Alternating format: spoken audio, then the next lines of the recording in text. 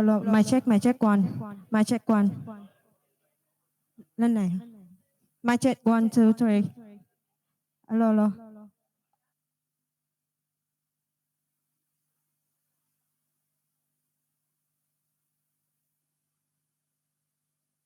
Mic check two. Mic two, check one, two, three.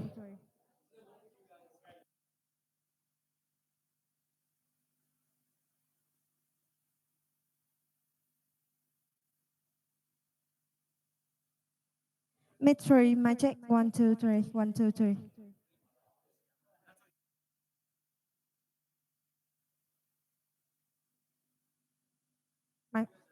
Mic four, check one, two, three.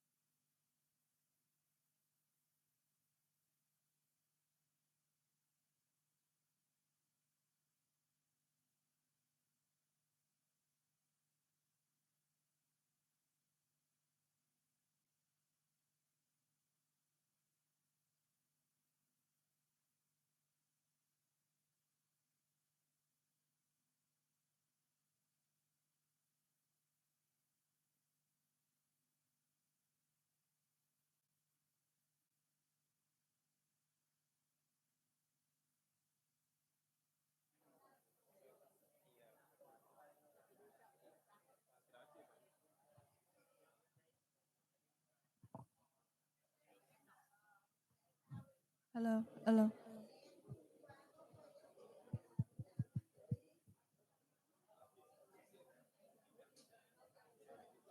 Alo, alo.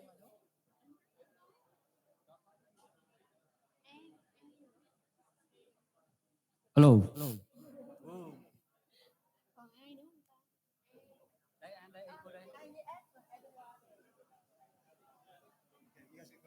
Hello. Our path to Stanford event is about to begin in a few minutes. We would like to invite everyone to settle down and take a seat so we can start soon. Okay. So the guest speakers are pioneers. They didn't wait for me to invite them. They even didn't wait for me to invite them on the stage. Ah. So normally we would welcome everyone, and then I would like to invite the guest speakers to come on the stage, and then the speaker will stand up and come to the stage. Okay. So could do it again? So, no, okay.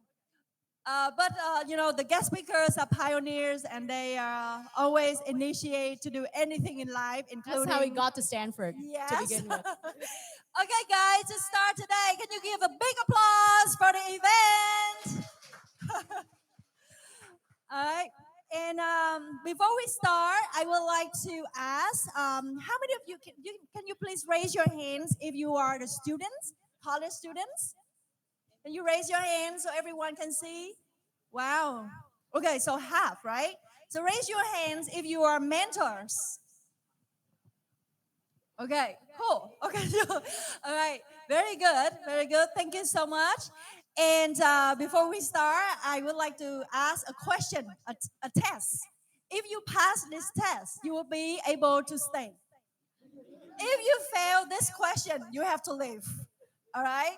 So I will pick randomly. The organizer, can you choose randomly? Who who can tell the GSB's motto? What is the Stanford GSB motto? First of all, do people know what GSB is? Okay. Has anyone heard of GSB before? Raise your hand if you have heard of GSB. 1, 2 people, 3 people, 4 people. Okay, I guess your test sample size is 4. So only 4 of you know. So can you explain what is the Maybe GSB? we should switch the question to something that people know. Okay. So I failed in warming up. So now you guys really hard, right? Because it's very difficult. But we will, during the panel discussion, we'll let you know and more information and especially how to get there. How Okay? many of you have heard of Stanford before? Raise your hand if you have heard of Stanford before this panel. Okay, most people. That's great. I'm glad you're in the right room. So the check, very good. So the check is, so are they allowed to stay? So they can stay, Yes, right? they've heard of Stanford, so they should stay. Okay. So hello everyone. So welcome, and just want to have a very short introduction so we get to know each other. So this event tonight was brought to you by Vietnam Alumni Mentoring, who are the members of Vietnam Alumni Mentoring. Okay, wow. Okay, good, good. And also UEH Mentoring Support Team. Can you raise your hands? Yeah, thank you guys. And we have the Stanford Vietnam Alumni Team. Can you raise your hand if you We're here. Okay, we're here. Okay. We are so happy to have you here. And my name's Ying. I will be the host for today's panel. And with the Stanford style, like Ang said to me, we're gonna keep it casual, and it's interactive, and we really want to share with you whatever we know. And the panel discussion, we only keep it a little short, so we have room for Q&A.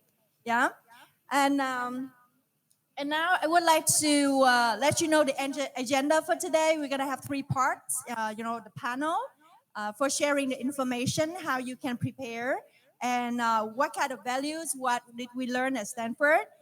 Part 2 would be more of Q&A, and one of the special things today is we have around 60 people joining offline here, but we have 70 people are watching online who are not in Ho Chi Minh City or right now.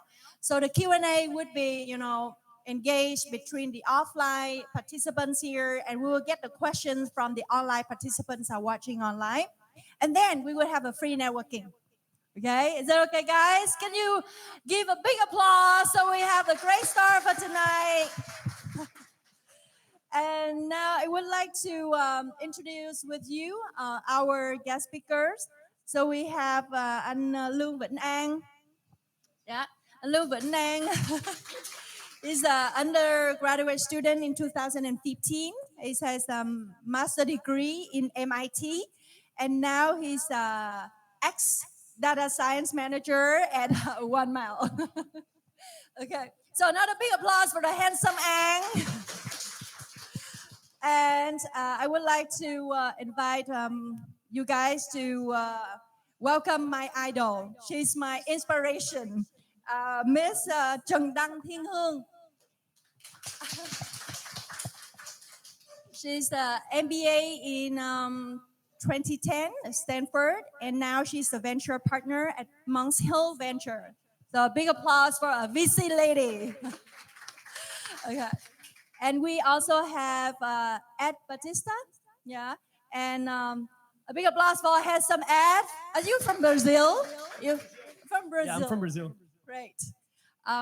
Make sure when you introduce me, have the handsome. That's right. I have two handsome boys here already. Two handsome guys here.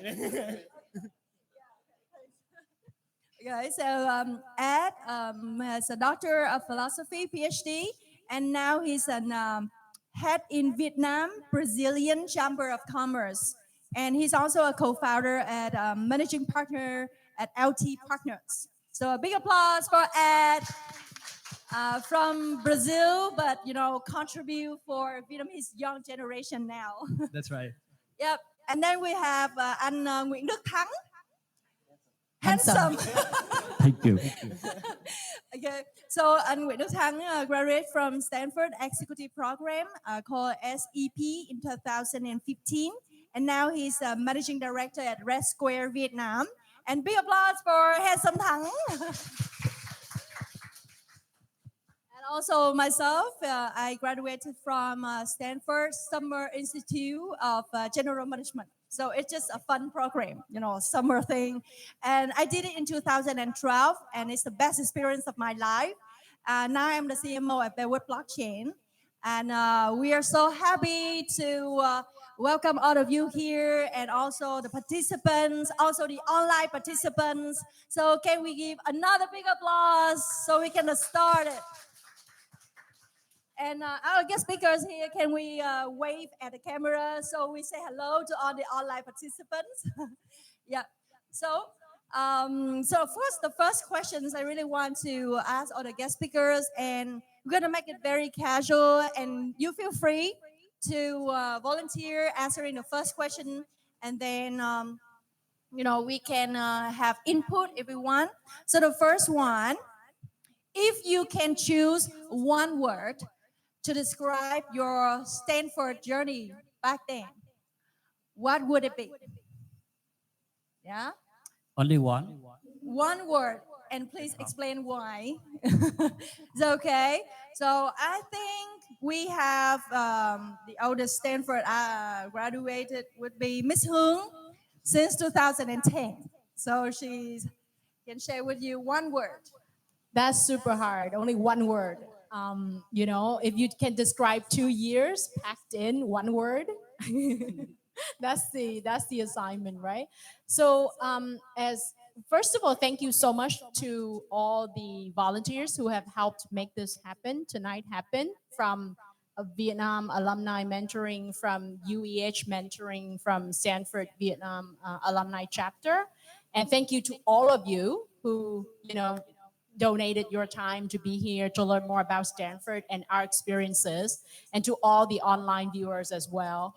It's the start of the week, Monday evening, so I'm sure it's you must have been very dedicated to spend time with us.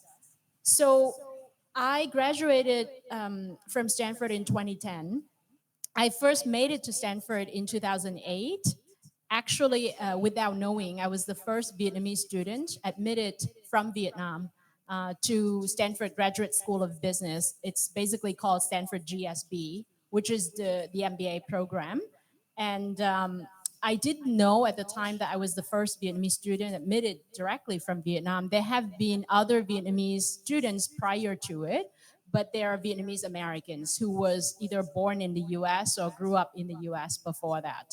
And we're talking about, between the war ended in Vietnam, which is 1975, to the year that I went to the GSB, which was 2008. So it was 33 years in between, right? Actually, I met with, once I learned that I was admitted by the admissions director. After that, I received a phone call from this gentleman from Hanoi. He actually flew in from Hanoi to Ho Chi Minh City at the time to invite me out for lunch. And I was like, well, who are you and why do you want to meet with me? And he said, later on, I found out his name is Kien Pham. He was the GSB alum, class of 1984. So he graduated in 1984, right around the time I was born, right? He has relocated back from the US to Vietnam, lived in Hanoi, worked in Hanoi, and once he heard from the school that there was a Vietnamese student admitted to GSB for the first time from Vietnam, he said, I wanted to fly down to Ho Chi Minh to meet with you to see who you are. And so he took me out for lunch and we talked about the Stanford GSB experience, right? That gentleman today is living in District 7 and actually a mentor of Antang. It's a very small world. So once you become a Stanford member, again, it's a very close-knit family. We all know each other and try to support each other in our endeavors. So An King shared with me about his GSB experience, right? And how it has transformed his lives. And he gave me a heads up of how demanding the 2 years was, especially the first quarter in the first year as an international student. I sort of heard, but I didn't really understand what it was up until the moment I was actually in the thick of it, right? Once I got to the US, once I got into the first quarter of my experience at Stanford, and to be very honest with you, I sort of knew it was, a transformation to happen to my life, but I couldn't sort of, predict how it would be, right? Over time, as I looked back, the one word I would use, sorry for that long, winded introduction to my journey, but the one word I would use to sum up my experience with Stanford has been transformative. It has definitely enabled me to really come to my full circle to be who I truly am today. And I'm grateful and very thankful for all the supporters, for all the ecosystem builders that has made Stanford a magical experience, for anyone that it has touched, and impacted, right? So, I mean, if we want to go deeper in it, I'm sure there would be other stories from other folks. But, to begin with, Angin, for instance, an alum who has taken the time to fly into Ho Chi Minh City to meet with me and share with me his personal experiences, right? That's just to begin with. The journey of how I made it to Stanford. If you recall, I was the first Vietnamese to have come from Vietnam. I, at the time, had about 5 years of experience under my belt working for Unilever in the region, in Vietnam, and then in Southeast Asia. I was definitely saving up for my MBA program, but little did I know Stanford and the US was very expensive. I think my first couple weeks in the US, I was still doing the calculations every time I went to the Starbucks. I was like, really, I'm spending that much money for a coffee? I'll just make coffee at home, right? Or, things like that, because there's a huge discrepancy in terms of, of wealth. And so I have to say, without Stanford, providing the financial aid and the financial donors that made it happen, I wouldn't have been able to make it there, right? Later in years later, it just came full circle. I actually met one of my financial donors, who is a Vietnamese alum, also Stanford GSB alum, class of 1976. So he graduated in 1976. And the story was fascinating. He came into Stanford in 1974 with a passport of a South Vietnamese citizen. When he was at school, he essentially, the passport was taken away. He was granted a refugee document, and his mobility was restricted, right? So he could only live and work in the US. And so he graduated without a passport. So he was one of my financial donors. And I remember he explicitly told the Stanford GSB that he would like this fellowship, to go into Vietnamese students. But for the longest time, he always received notes, thank you notes from Chinese students because there was no Vietnamese up until the year that I was granted the fellowship. So, little by little, these are the names and the people that I've come to find on my journey that had made my my experience at Stanford transformative. To be able to then after that enable me to go on and move into tech, work in tech, became a startup founder, lived in the US for probably 12 years. And then, the last 3 years I've relocated and lived here in Vietnam now and, working in my current role as a VC. So all of that is to say, I would sum up as transformative. And by the way, to Ian's earliest question, what is the slogan of Stanford Graduate School of Business? If any of you have read, it is change lives, change organizations, change the world.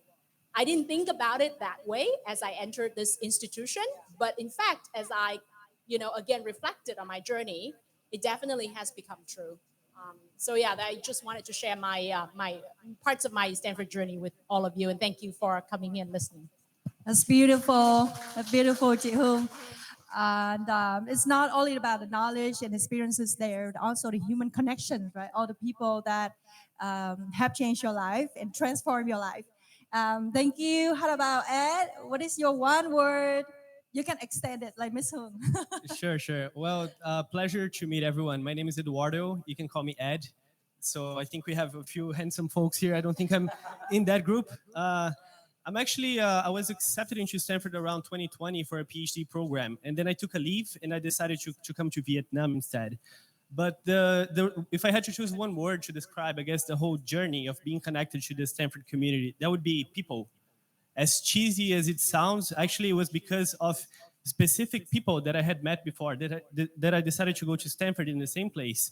And also the people that I met at Stanford were the reason for me, being able to do what I do now in Vietnam. So before going to Stanford, I was actually doing quite a bit of research. I used to do research in the business school and engineering schools at the University of Michigan. And most of the professors and people that I worked with that I thought were most interesting, they came from this Stanford community. And they came from this very specific program at Stanford called it's the Department of Management Science Engineering. So it's a bit more of a niche department there. And they did the PhD program there within another department called Stanford Technology Ventures Program. So there's this hub inside of Stanford where people get to research about entrepreneurship and they get to tackle from an academic perspective how to create innovation and how to use funding, for example, to develop new technologies and what would be the next big things. And those people that I had connected with in Michigan for 4 years, they were the ones that wrote my recommendation letter in the first place after they got to know me really well. There was another alumni that her name is Joyce Toyota. She's from Brazil, and she actually founded a nonprofit that worked with governments in Brazil. So I was working briefly in the government of Brazil for some time as well, and I got to connect with her and saw the transformation that she was making in Brazilian government through her nonprofit as well. So at Stanford, it was, like a very special place as well for basically getting me to where I am right now. So right now in Vietnam, I run essentially a small fund that invests in private companies under a model called the Search Fund. And the main people that invested me back in the day were actually all from Stanford community, either alumni or people that, were working in the entrepreneurship department and stuff like this. So I don't think they would have given me money if they knew that I would drop out of the program or, take a leave. But that's their choice. And I think the takeaway, two things maybe for you to think about if when you're thinking about Stanford. The first one is about people. which kind of person do you want to be if you were to join the Stanford community? The second thing, because I think a lot of people are interested in application and stuff like this, I think the story about Stanford that really kind of stuck with me the most is this girl who's Muslim, and she wrote about her whole essay for entering the business school was about defending her brother who was getting beaten up in Saudi Arabia. So she didn't talk about her achievements. She didn't talk about, raising money or research, whatever. It was actually just a full, 1,000 words about how she stood up for her brother when he was getting beaten up in Saudi Arabia. So I thought that was a pretty incredible story. And it goes to show that, the whole thing that I took away from Stanford is, you can choose the person you want to be, and the person, I guess what changes you're going to make in the community. Thanks, Ed. Just to confirm, what is the one word? Again? People. Right. Okay, thanks. Ang, would you like to continue? Sure. Hi, everyone. Ang here. First off, thanks for, I'm happy to be here. Always love to talk about Stanford. Just a show of hands here. Is anyone considering applying for an undergrad or a bachelor's? That's like right now? Or is everyone grad school? Undergrad? Undergrad. Anyone considers applying for undergrad? Đại học. I think we have 5 here. That's coming from the Dawn Group High School. Oh, okay, cool. Okay, great. That's perfect. Okay, because so a bit about me. So I'm Vietnamese American. So I was born and raised in the U.S., Texas. But my family's from Cần Thơ, and so growing up, I would go to Vietnam very often. It was very much I identify as both American and Vietnamese. But my experience with Stanford was undergrad. So I went to college at Stanford in 2011 to 2015. And so the word that I would say, I would encapsulate my 4 years at Stanford would be fundamental in a variety of ways. And I think will resonate maybe more with the high school students, but I think for anyone, even considering for grad school, I think it's fundamental.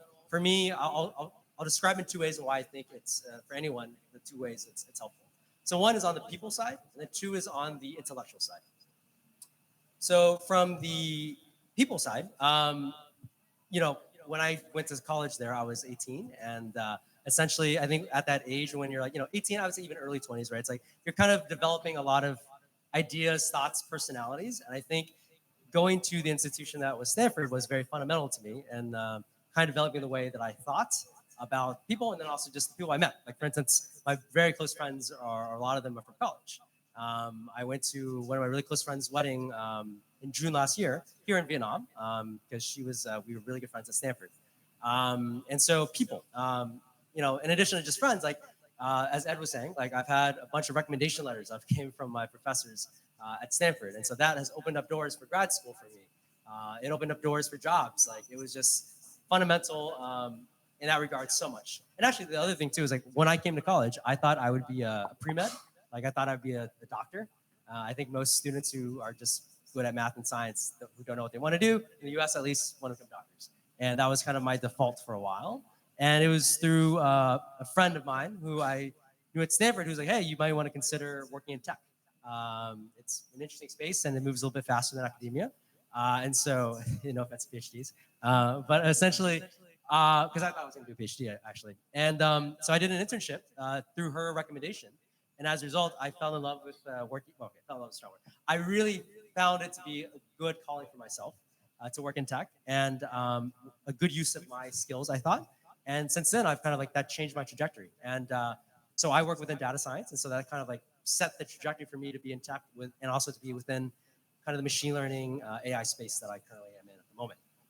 And so that's kind of the people side. Intellectually, I think, I think it's just universities, right? What are they for? You're there to learn. You're there to develop yourselves. I think intellectually, there's other reasons why you may go there, but I think for all of us here, it's mainly intellectual. Unless there's any star athletes here, but mostly you're going there for school. And so I think intellectually, you're just around the brightest people, some of the brightest people in the world.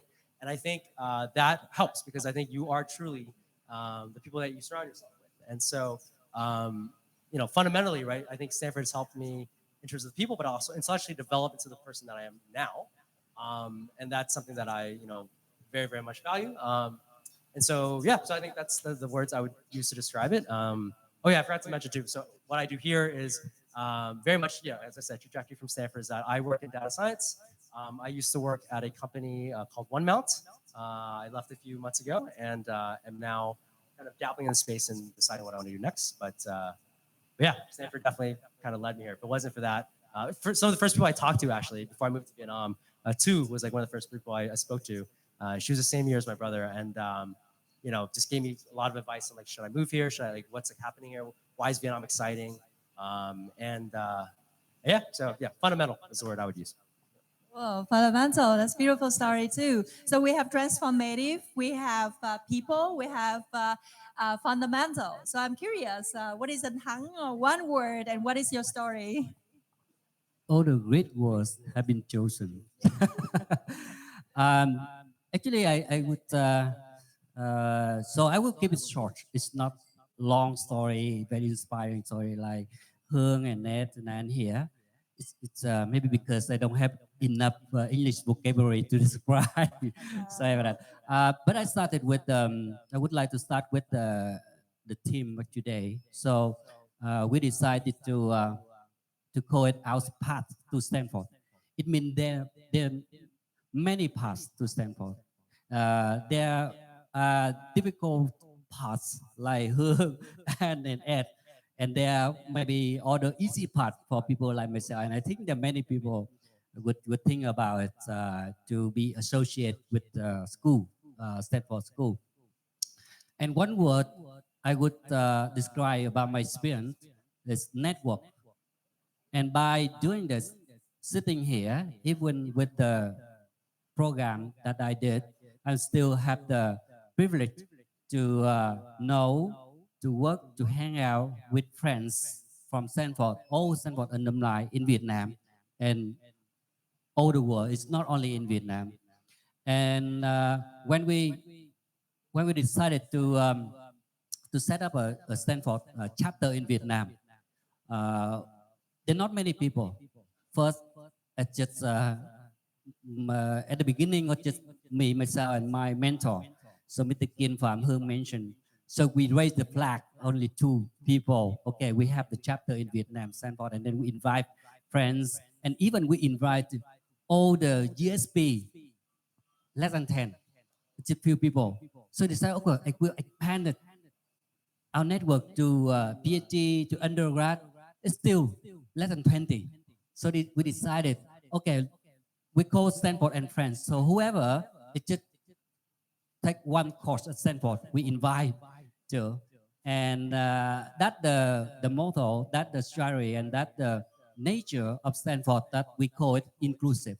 So we even, it's a selected program, the school, it's hard to get in, but when you get in, that people support each other, and we Hương and everybody mentioned that we already bonding, we know each other, we support each other, and then that's how we value the network, we value the Stanford experience. For me, the word is network. Thank you so much, Anh Thắng. I would like to share my one word too. That would be party. If you count the numbers of parties that I ever attended in my entire life, it's still less than the parties that I had during my summer at Stanford. Yeah, that changed I my share life. the same experience, but I am not there to tell that word. Okay, just kidding. But that's a part of Stanford. We work hard but play a lot harder. Yeah, and we live true with ourselves. So if I can pick one word, not party, that would be possible. Because as a girl, and I grew up in a very traditional family, I always have a limit. I always, I always be set with the boundaries as a girl that you finish college, you gotta have a husband, get a stable job at a bank, and that's it, right?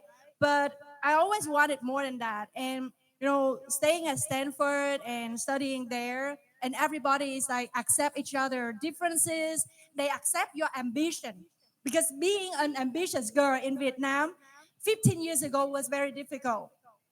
I was in like a monster or something like that. I was like a threat in my family. But Stanford gave me a power so that everything is possible. Either you are a girl or you're a boy or you are anything, then you can do whatever you want. So possibility, unlimited resources. So that would be my one word. So we have transformative, we have fundamental, we have people, we have network, and we have possibility. So we hope that together tonight we can share more of the stories. So I just want to move. So not only Sorry, one before word. we move on, I'd just like to clarify. Not sure if everyone knows the programs that Anh Thắng and Ying did. So could you speak a little bit about your program, how long it was, and the content? And actually, just one thing before you guys hear from them. In fact, if you run a business, Stanford also runs a business, right? The MBA program, the 2-year program that is very well known, in fact, is a loss leader. What that means is they lose a lot of money running it to people like me. They make a lot of money from people like him who go to Stanford to do the Stanford Executive Program, SEP. That's super expensive, super prestigious with all the people who are like, and Tang would tell you more about it, but they make money from people like him to donate to people like me. People like me too. Yep, I got paid to And go there. us, yes.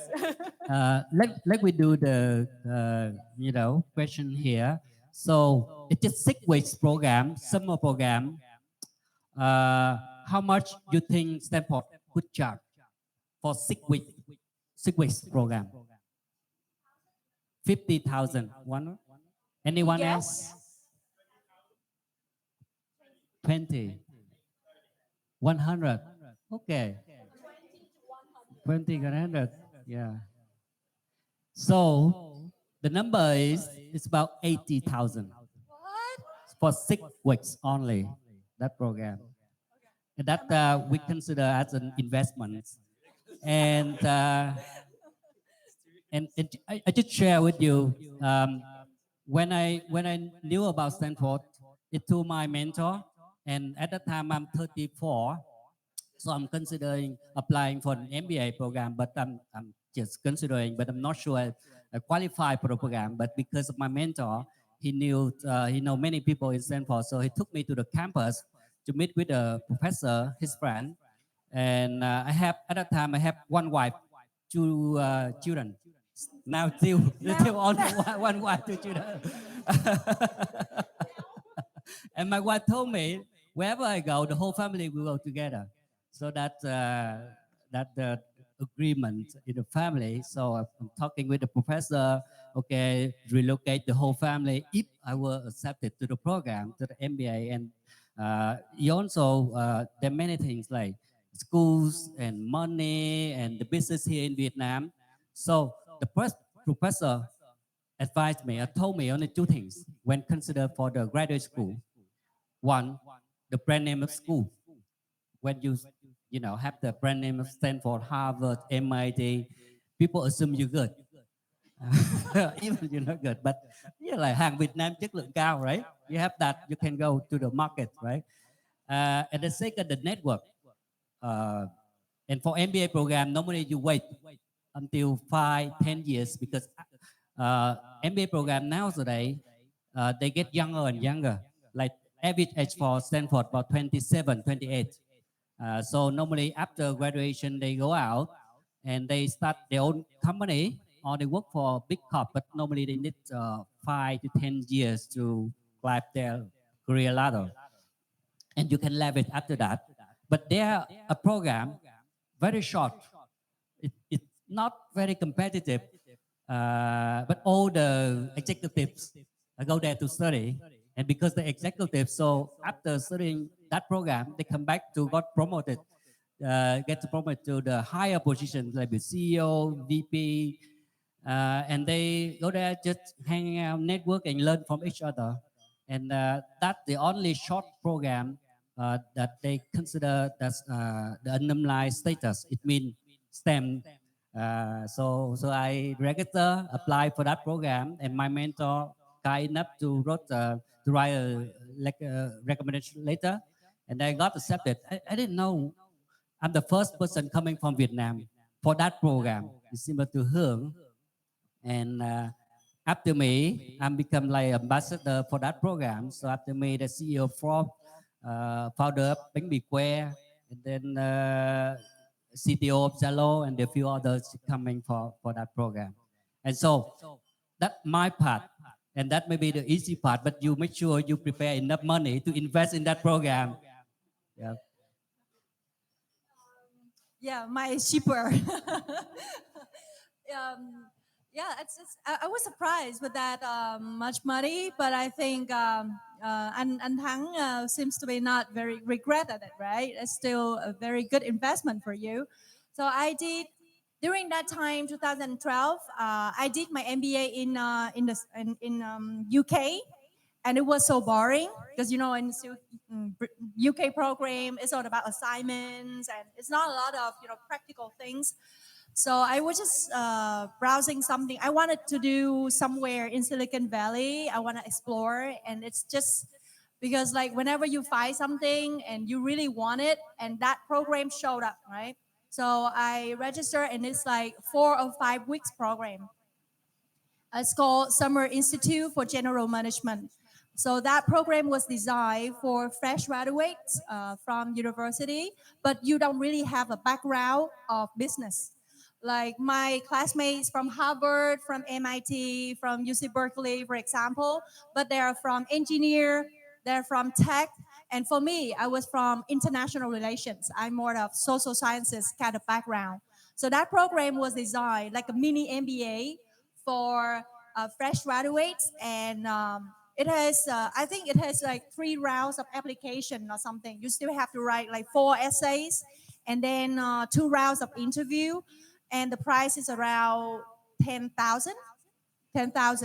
So it's similar to Anh Thắng. It's very good for 20 something when you fresh graduate or you feel like you have few years of experiences. It's a very good time that we can study with the best people and study from the best people and get inspiration, and that's a very good culture and everything. So I mean, that's an easier path than a credit program like master, MBA, undergrad, or Ph.D. program. So it's an option. It's not a choice for you. Okay. All right.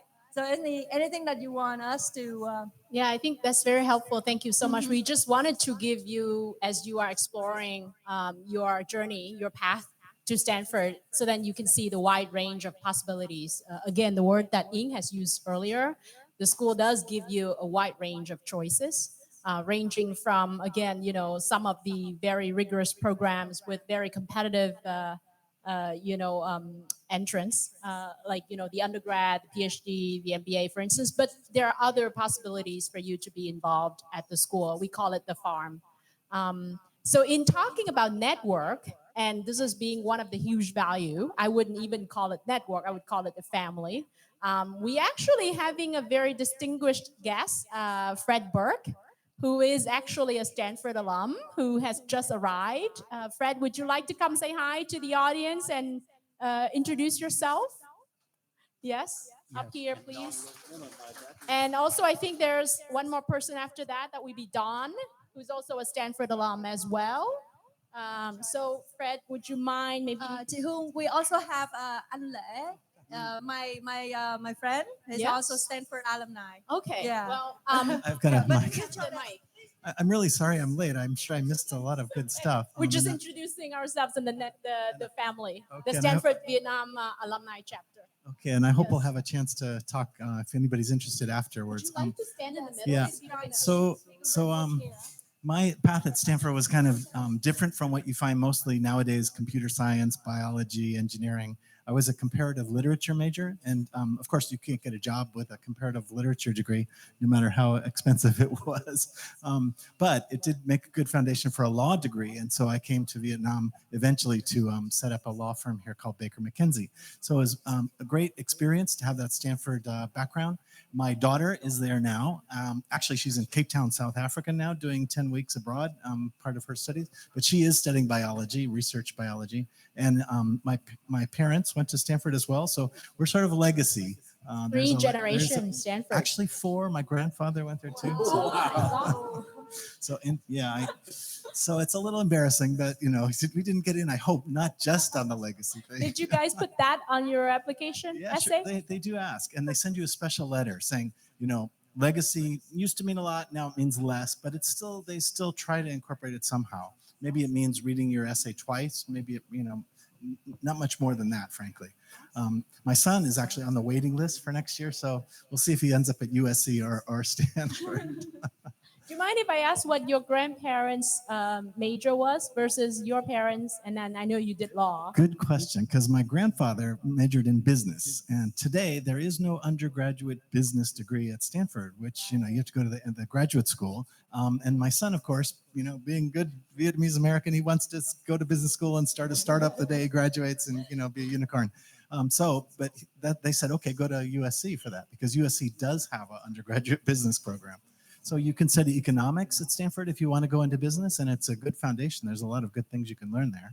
So I wouldn't discourage you from going to Stanford if you want to study business. It's obviously a great background, especially in computer science and biology. Yeah. Very cool. Thanks, Fred, for the introduction. You missed one question earlier, which I'm going to repeat now.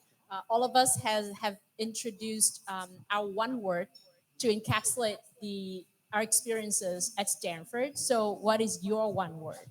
It's a hyphenated word, so horizon expanding. Horizon expanding hyphenated, yeah. Okay, could you maybe elaborate a bit more about Sure, that? I And you mean, came to Stanford when you were 19? Yeah, I was San Francisco raised kid, pretty cynical about the world. We're going to blow it up any day in World War III and the Cold War. And it was pretty, depressing time. There was no jobs and Reagan recession, all that stuff. But when I went to Stanford, it was just amazing how many people there thought, people said, I want to be an astronomer. That's not a job. There's astronomy. And people they opened their minds to new possibilities, and it was very exciting. And I ended up going to China to live for 2 years as a volunteer English teacher in 1981, when there were nobody was going to China in those days. It was just starting to open up, and it was exciting. It was really interesting, and it ended up here in Vietnam, which was better actually. I've stayed here 30 years, but I guess the point is. That coming from San Francisco, the impact of Stanford was really strong. It was mind-opening. There you go. Awesome. Well, thank you, Fred. Yes, we have been introducing ourselves, and I think there are some more Stanford alums out there. I know Đạii is there. Would you like to come say hi to people and introduce yourselves? And I don't know if I missed anyone else. Please feel free to come forward. Hi, everyone. My name is Don. I graduated from Stanford in 2003. I studied economics and computer science. And I've been in Vietnam now for 16 years, so quite a long time. I'm originally Vietnamese American. I was born and raised in the US before coming back to Vietnam.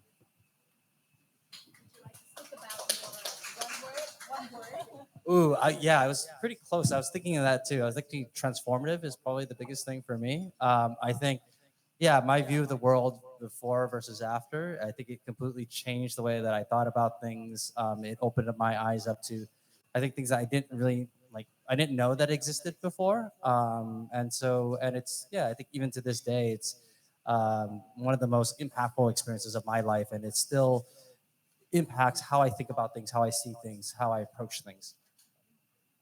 Thank you, Don. Anyone else? Yeah. We have one Stanford alumni, Anh Lễ. Can you say hi to everyone? Yeah. So he's the first Vietnamese to bring a company IPO in the States. So he's gonna have a brief introduction with everyone. Anh Lễ Buổi.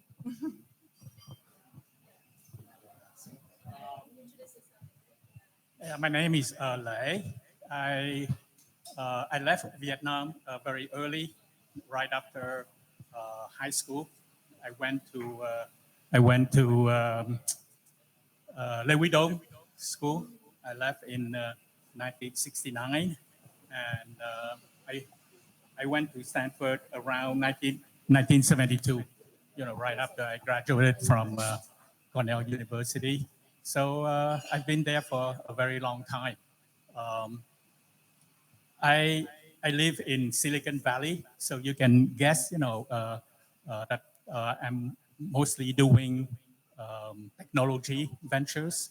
So I've been building a couple of companies in the last 30, 40 years. And I took one company public, like Ian mentioned, and then I also sold a company to Rakuten of Japan.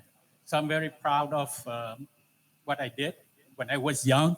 I always wanted to do, something to be first in something, first to take the company public, first to sell a company to a Japanese company. But at my age right now, I don't have those ambition anymore. So, it's up to you, to carry those ambition. I think one thing about Stanford is that it teaches you to be ambitious. When I went to Stanford in the early 70s, fresh out of Vietnam, I don't understand the word networking. I don't understand the word networking. You guys at least understand networking. So I spend most of my time studying, and doing technology work. But now looking back, I think networking should be something that all of you should be doing primarily when you go to any school. Networking is very important. I heard that you mentioned, some graduate guy in '84, and King.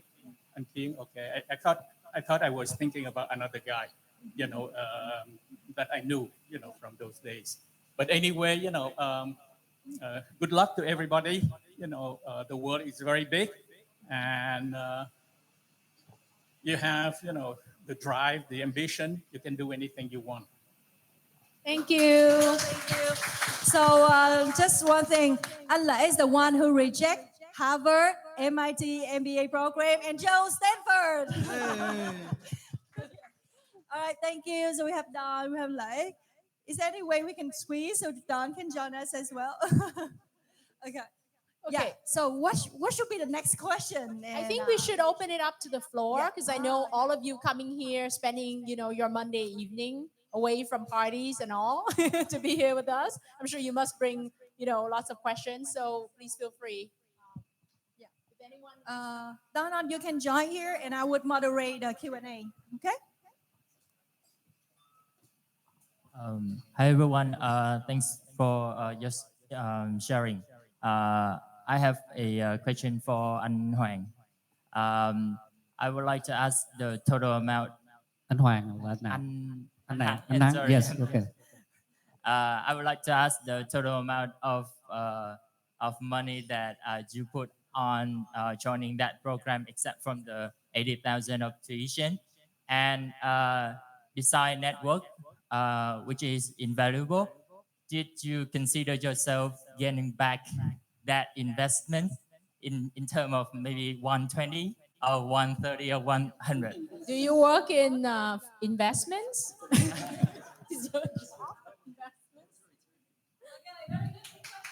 Yeah. Thank you for the question.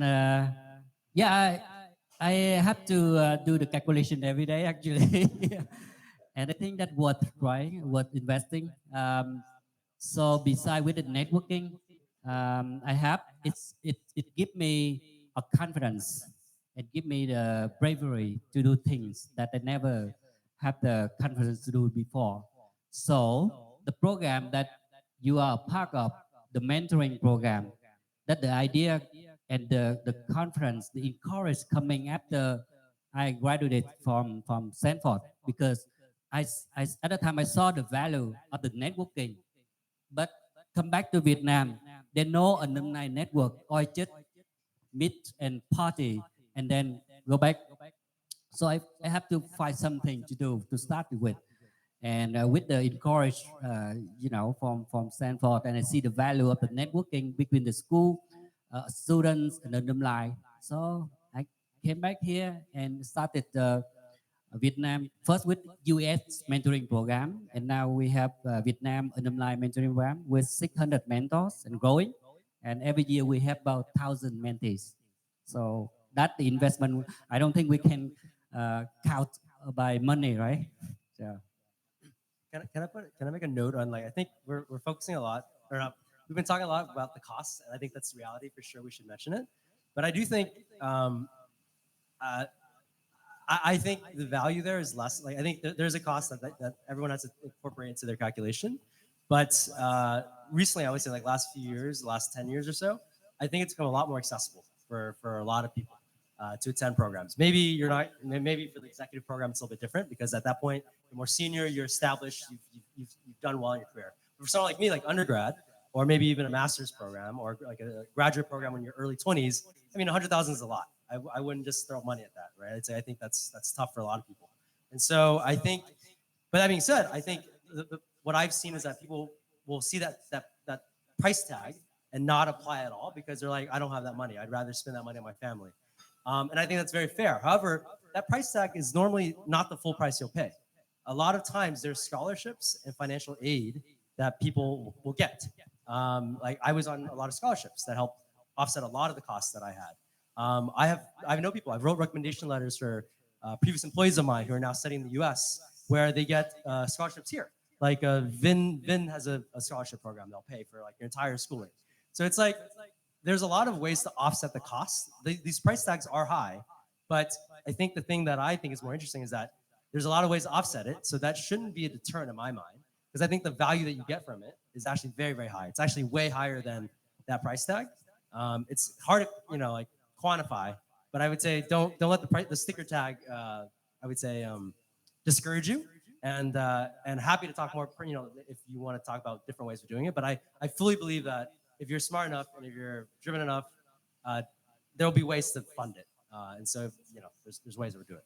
Yeah, I just wanted to echo An's point. So in fact, I mean, 15 years ago, when I applied, it was 2007, right? So that's 16 years ago. That shows how old I am now. I guess the benefit, the pros and cons, is that there wasn't much information available about Stanford. Today, you can still have access to some of us sitting here, but 16 years ago, as I was, a kid working at Unilever and trying to learn more about the program online, there wasn't so much information.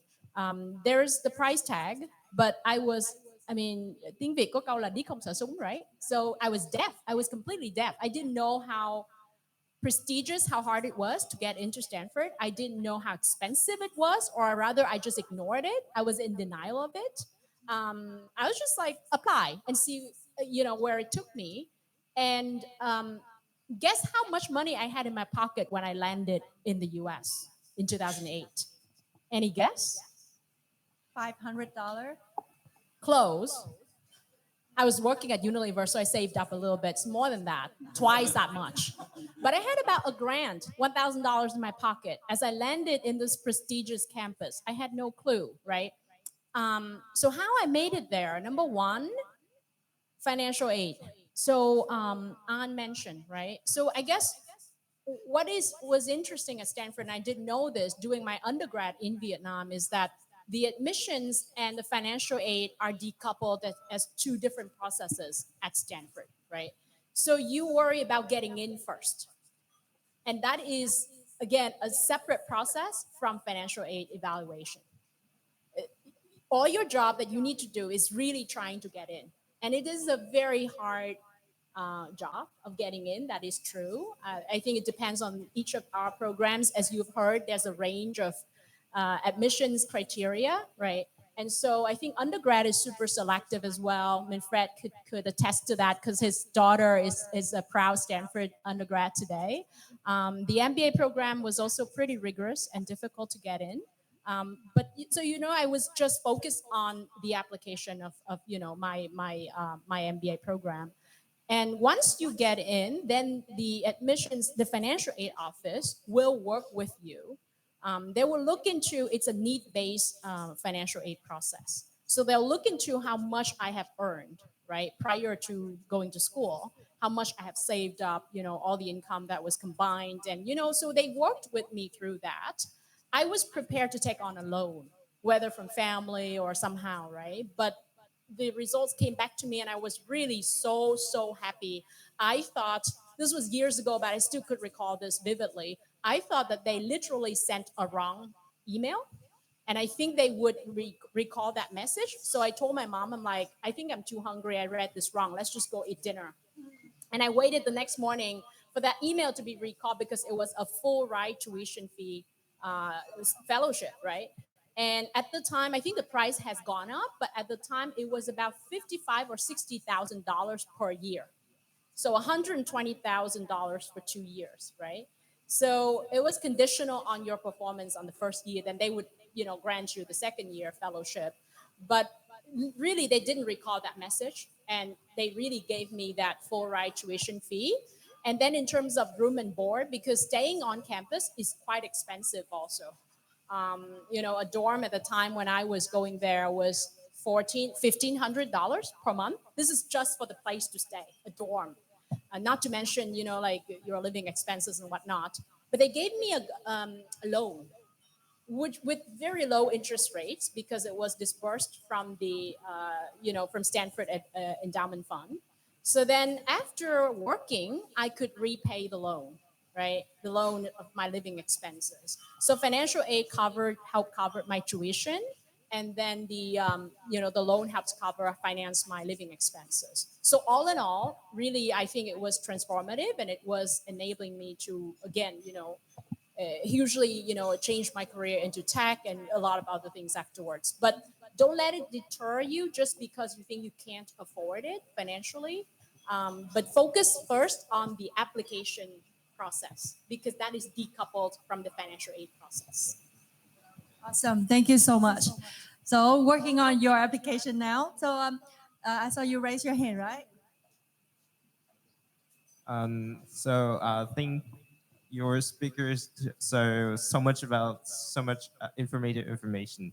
I have a curious question about what is the most challenging thing to when you encounter as a Stanford student?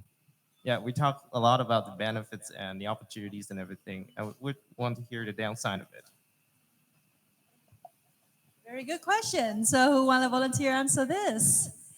This challenge that you have to encounter because we know all the good things. Now we want to hear the bad things. So how about Brazil? Experience from Brazil when you come to US and. Sure. Yeah. So, I mean, there's a lot of things to talk about. I guess one thing to remember is, in a lot of cases, the issues don't come necessarily from the outside or the environment that you're put in, but it's mostly about the pressure and the expectations that you put on yourself. So I think this is something that I had through my time at Stanford, because before then I was basically operating in a space of you have to be like maximum performance in just about anything. I was very focused on academic research to get into the Ph.D. And academia is an incredibly competitive space. I think it's not only in business, but in academia, if you want to get your papers noticed or anything, I mean, there's people saying stuff all the time, so you have to find a way to differentiate yourself and I guess get your voice heard in the space. So that would be the challenge. I mean, we can talk about resources and things like this, but I think that's something that a lot of people should, I guess it's something that I was mindful of coming in, the expectations and pressures that you apply to yourself. I heard of different strategies for coping with this stuff, and that's something I found interesting actually. So, even if you're in like business, say investment space, you probably want to get a group of people that are supportive and that you can share your experiences with. It's quite helpful to be able to be in a group where you can be quite open about the things that you're facing, and that's probably a helpful thing if you find yourself facing a lot of pressure, either to apply to a specific school or after you get in to handle the school as well. Thanks, Ed. Don, would you like to add it? Yeah, I think that one of the hardest things for me was, I guess I kind of didn't really know what I was getting into. I was the first in my family to get into a school like Stanford. I didn't have, older relatives or anything like that. So the Stanford experience was so completely different. And to be frank, like I definitely had to really adjust. I was somebody that in high school did really well. Things came generally pretty naturally for me. And, I was a straight A student in high school and never, got anything below. My first, quarter at Stanford, first time I got a B, right? And so there were a lot of those sorts of things of just getting used to, like, this was a really different environment. And, I couldn't have known that before. And so learning to adjust to that environment and how to be successful in that environment and like what that actually meant and what was actually required, that was probably the biggest challenge. And it was something that I just had no clue because, I was the first person in my family and around the people that I knew to get into that sort of environment.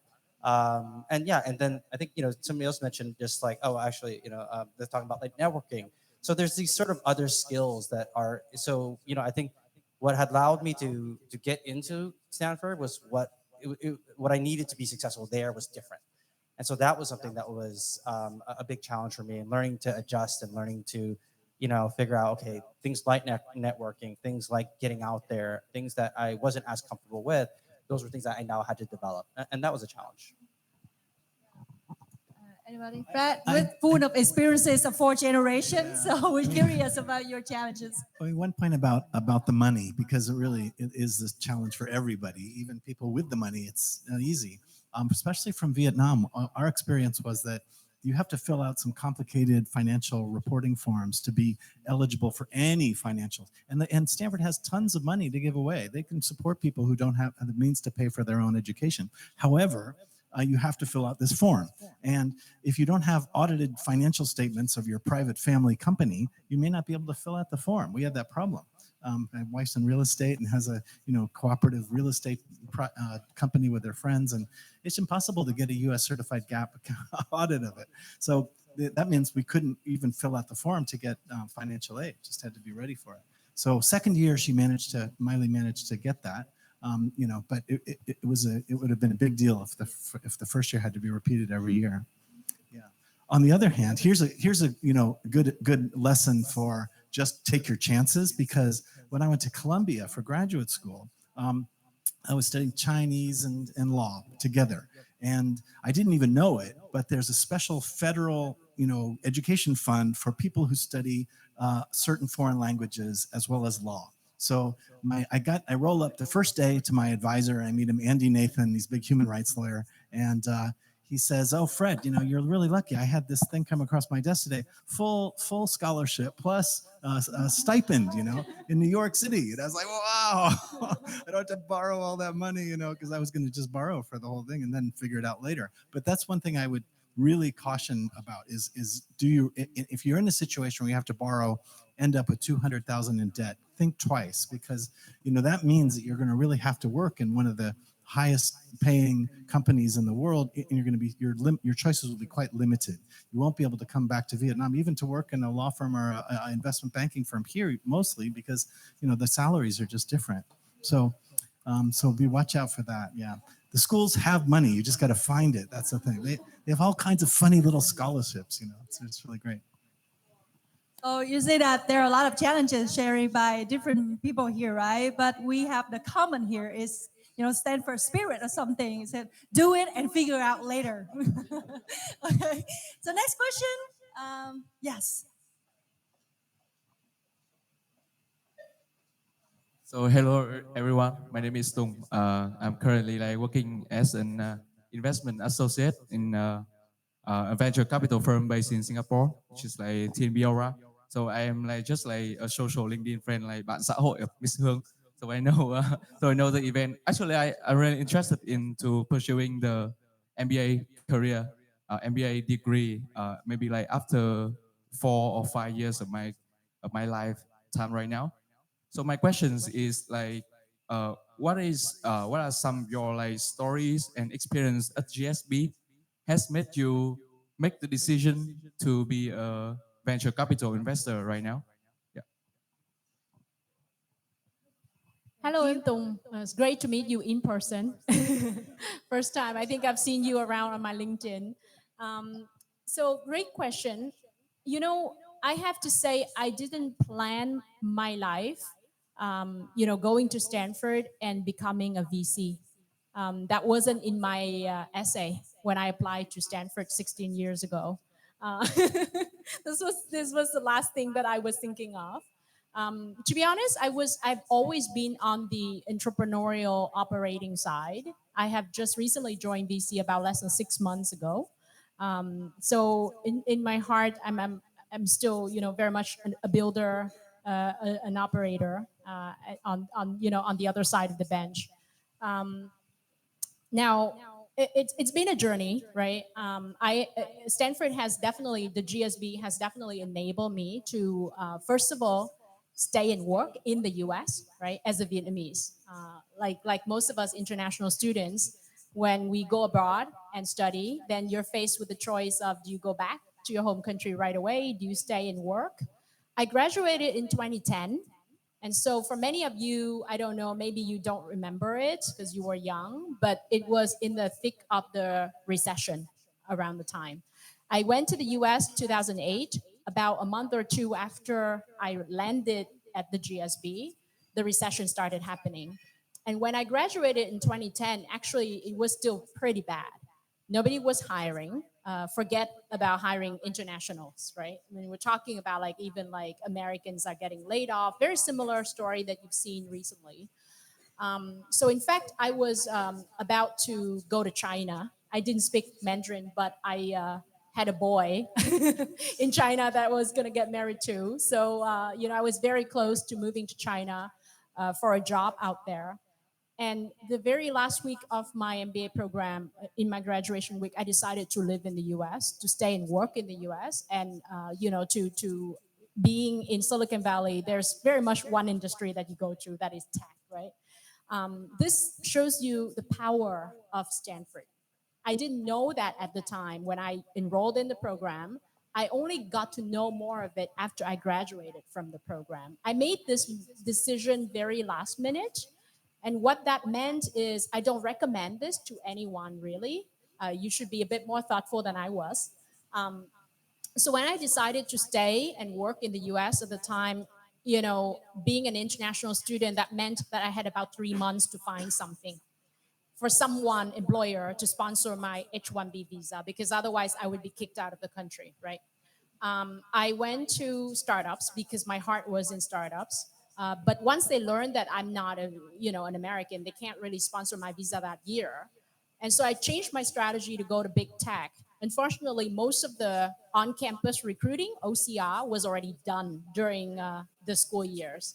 So this is where my hustler hat came in, right? I literally worked full-time looking for a job. It was a full-time job looking for a job during the recession.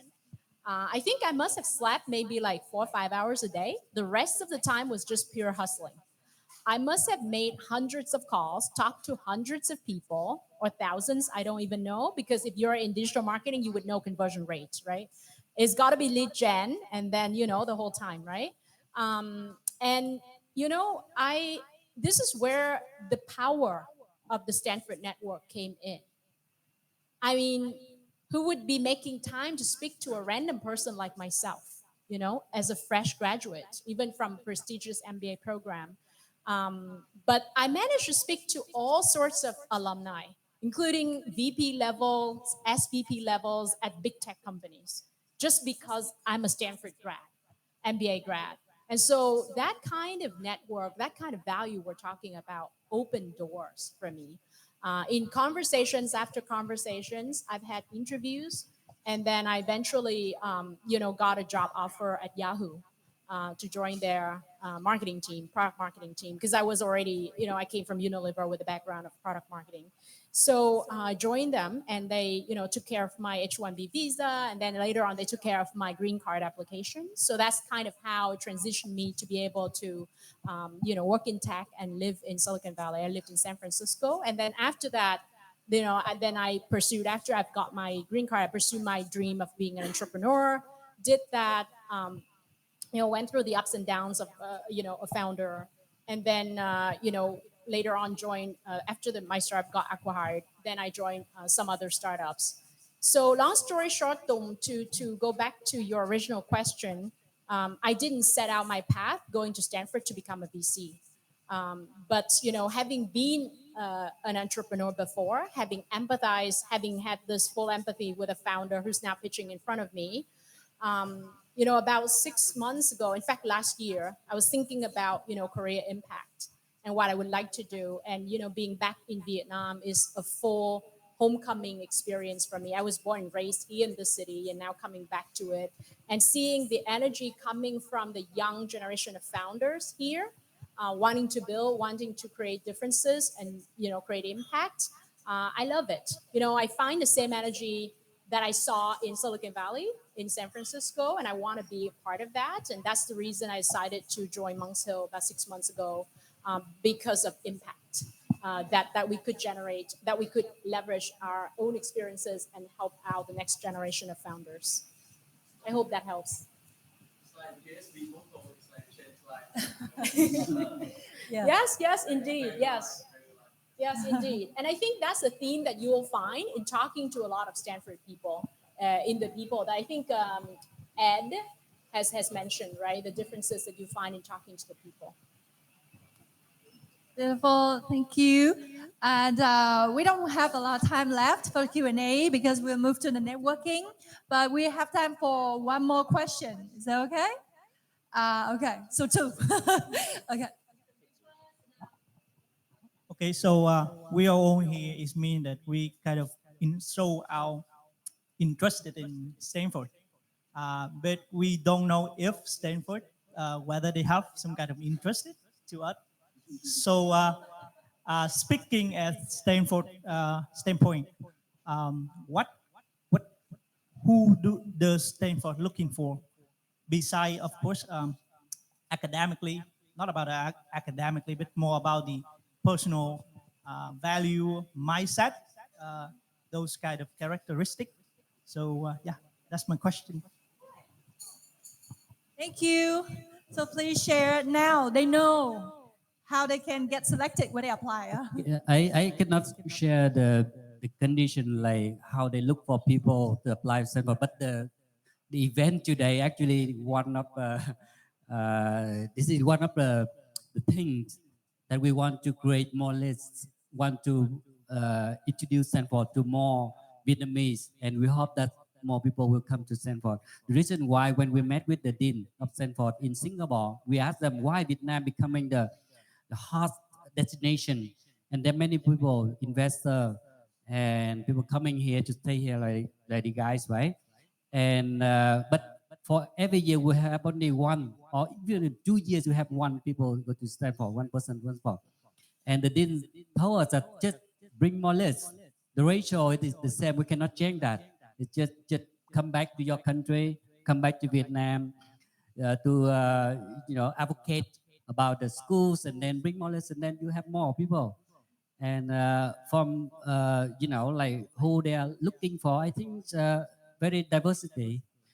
You be yourself, and you show your desire, your ability, and then what you want from Stanford and what for.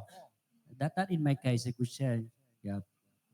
I think the diversity point is really right on. You have to distinguish yourself from everybody. Everybody else is marching in a line. I want to be an investment banker, and I want to go to Silicon Valley and do a unicorn and make it rich. Everybody wants to do that. But what makes you different? Why should they choose you over the next guy? And my daughter said something that was interesting. She says they like quirky people. Quirky, the word, kind of a little funny. Maybe a little different, but with their own kind of personality. So don't be afraid on your application and when you're looking for to sort of express your inner self. That kind of thing. Yeah, I'll add a note too. So I agree with Nathan and Fred here. Like, I think, well, first off, like, why are we advocating? I think that's an important question. Like, we're not getting paid by Stanford to do this. I wish we were, but we're not. But like, so why are we doing that? Because for me, at least, I'll speak for myself, is that these are two communities I care about. Stanford's a community I care about, and Vietnam is a community I care about. And I would love for more people from that community to be in the other community. That's the reason why I'm here personally. And so I think that's important to know why. So like, this is why we're here. Like, so there's no like commission or anything like that, right? In terms of like what would distinguish you, I think I'd agree with Fred. Exactly. I think you want to distinguish yourself because, well, okay, two things. I think one is that once you're past a certain threshold, it is very much a random chance, to be frank.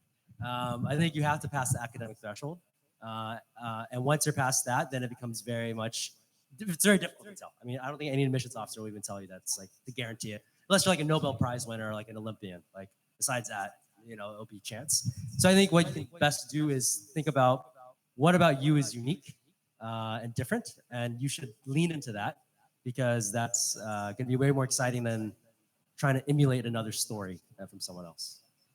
If I can add to that, so like I wrote my Stanford essay about smiling, right? Which is a very random thing, but it's not a great like about achievement. It's I used like talking about my smile as like growth, right? It is a representation of my personality and who I was.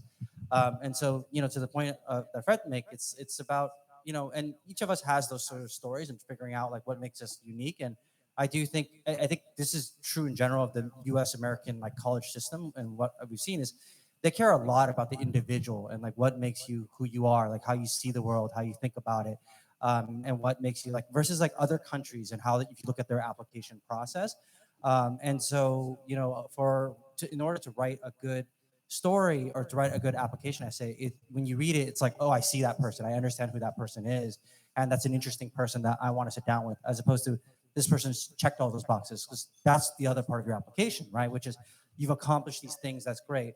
But your essay is who you are as a person, your personality, and being able to tell your story in a way where the person reading it in a short amount of time is like, oh, I get who this person is. This is an interesting person that would fit in this quirky environment.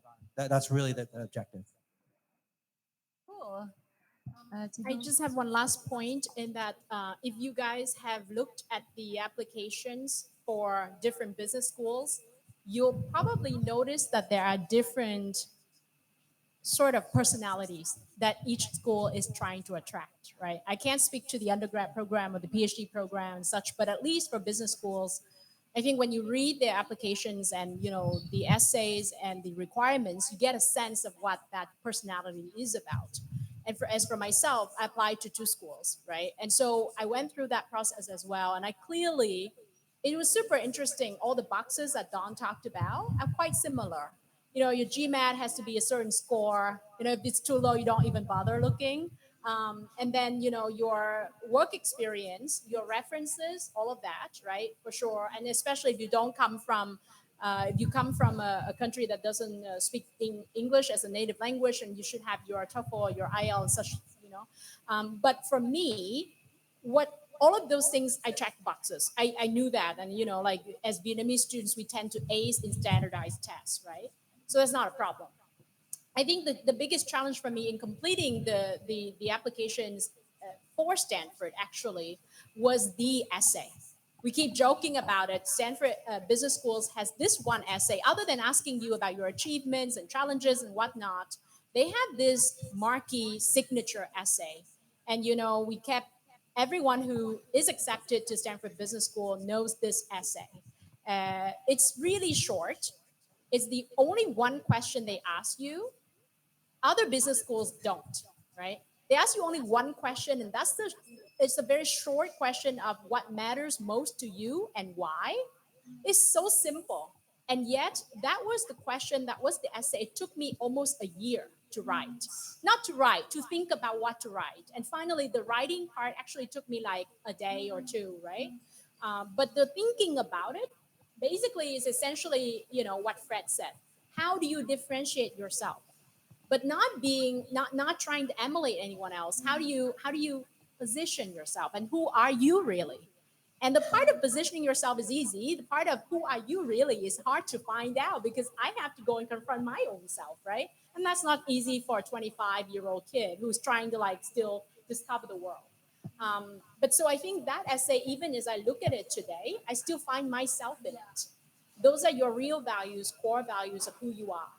And Stanford, regardless of whether you get accepted or not, I think that journey of applying to Stanford has helped me better at my understanding of my own self.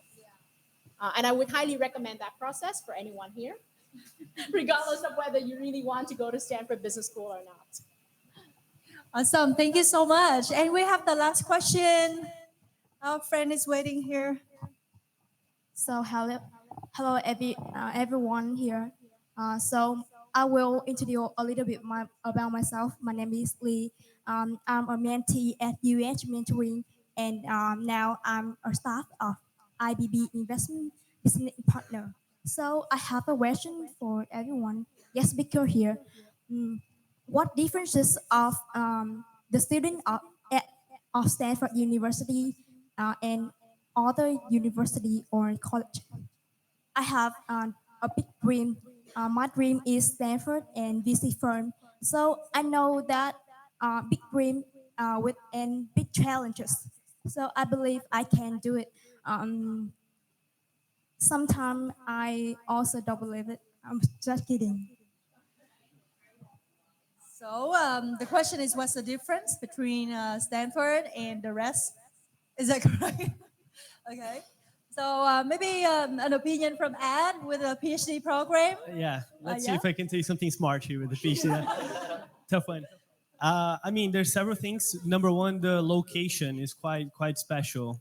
There's several advantages to being in that kind of entrepreneurship hub of the United States. So Stanford is really one of the most innovative places you can be, I guess, for the whole world if you think about it, just on the basis of location.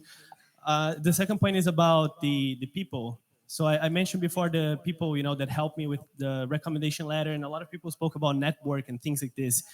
But really, I mean, it's not only about the time you spend at Stanford. I believe that the people that you meet afterwards and the whole community as a whole is fairly special and unique. Yeah, and I don't know. I think some of the classes are really good too. Probably you forget some of them as well, but you're being taught by faculty that is really, I mean, amazing. So I mean, I don't think it's only the PhD or business school, whatever. I think any kind of department at Stanford really has a lot of really strong faculty members. And if you think about it, the whole point of education is to get the kind of mentorship and I guess coaching and learning from the professors, right? So I mean, a huge component of what people search for in education is really differentiated at Stanford because the faculty is just so freaking strong, actually. So I think those are 3 points. Yeah, location, the people, the professors specifically. That's cool.